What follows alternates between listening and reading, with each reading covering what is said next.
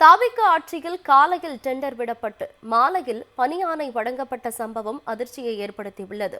ஊரக உள்ளாட்சித்துறை அமைச்சர் புசி ஆனந்தின் தலையீட்டின் பேரில் இந்த முறைகேடு நடந்துள்ளதாகவும் தகவல் வெளியாகியுள்ளது.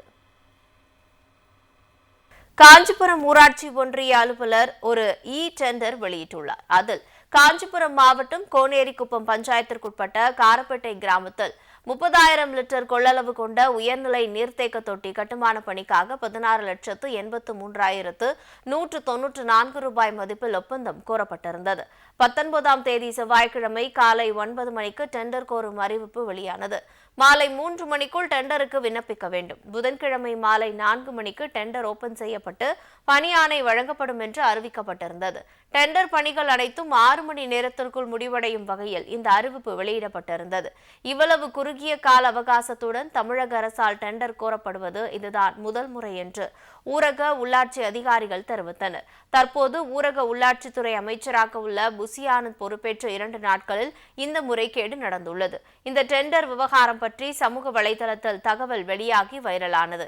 இதையடுத்து டெண்டர் உடனே ரத்து செய்யப்பட்டது.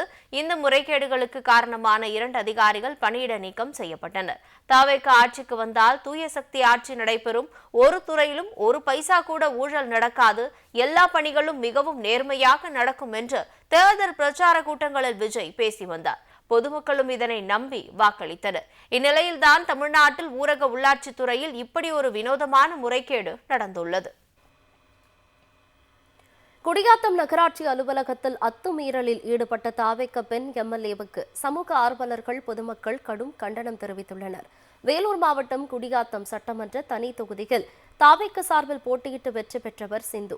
இவர் வாக்கு சேகரிக்க தொகுதி முழுவதும் செல்லவில்லை. மேலும் வெற்றி பெற்ற பின்னர் நன்றி தெரிவிக்கவும் வரவில்லை.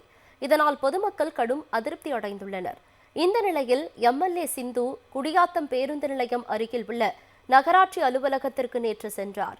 அப்போது நகராட்சி ஆணையர் அறைக்கு சென்று அவரது இருக்கையில் அமர்ந்துள்ளார். பின்னர் நகராட்சி ஆணையர் தனலட்சுமிக்கு இன்னொரு நாற்காலி போடப்பட்டு அமர வைத்து அதிகார தொனியில் கேள்விகளை கேட்டுள்ளார். இந்த புகைப்படம் தற்போது சமூக வலைதளங்களில் வைரலாகி வருகிறது. எம்எல்ஏ நகராட்சி ஆணையரின் இருக்கையில் அமரக்கூடாது என்று சமூக ஆர்வலர்கள் கண்டனம் தெரிவித்துள்ளனர். தாவேக பெண் எம்எல்ஏவின் அட்ராசிட்டிக்கு பொதுமக்களும் கடும் கண்டனம் தெரிவித்துள்ளனர்.